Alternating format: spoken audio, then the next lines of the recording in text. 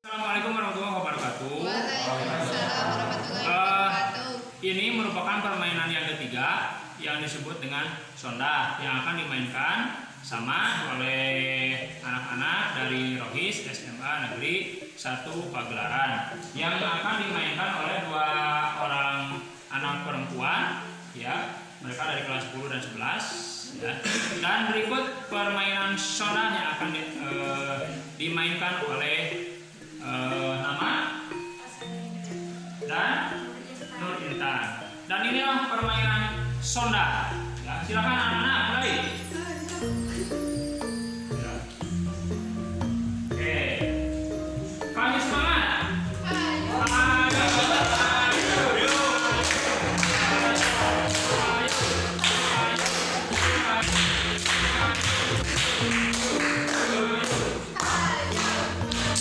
Permainan sonda ini memerlukan kelincahan, ketangkasan, dan juga apa ya namanya